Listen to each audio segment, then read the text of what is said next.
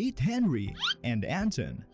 Henry wants to buy a parcel of land for an amount of 1 million pesos from his friend Anton. Wow! Both parties agreed. But to complete the sale, Henry needs to pay the 1 million pesos, the taxes, notarial fees, and other charges. Henry asked, Why do I have to pay these things?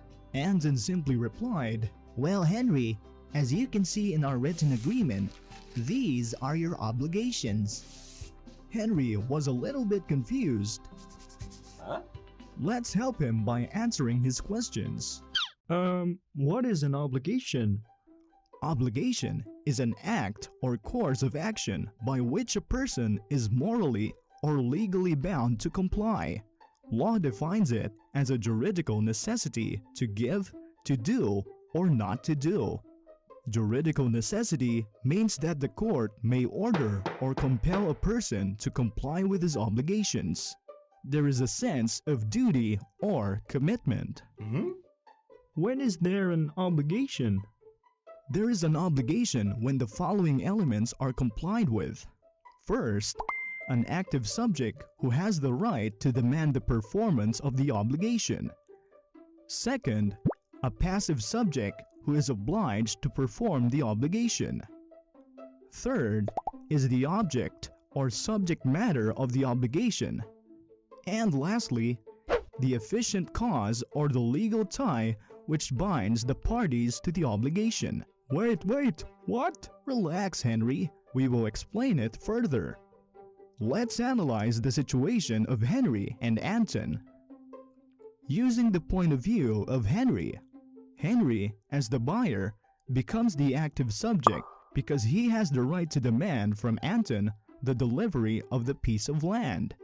Anton, as the seller, becomes the passive subject because he is required to comply with the obligation to deliver the parcel of land.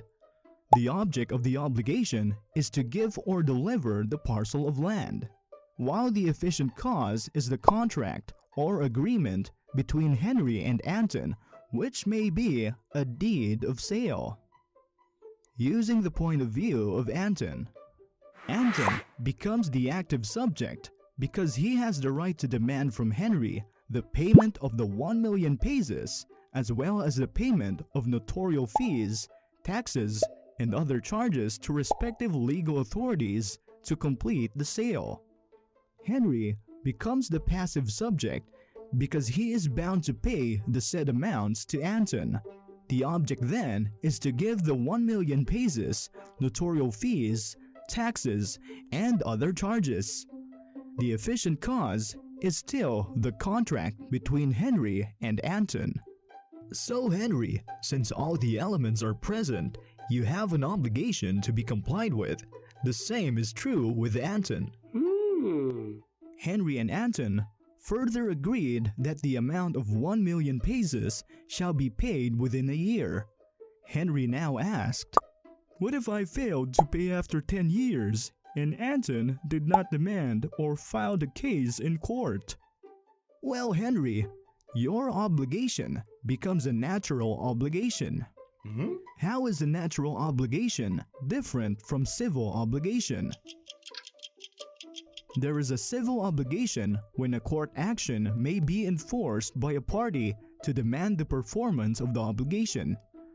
It becomes a natural obligation when the obligation is not or no longer enforceable by court action. If the right of Anton to file a case to collect the 1 million has already prescribed or has ended due to the passage of time, then the obligation of Henry to pay 1 million pesos becomes a natural obligation.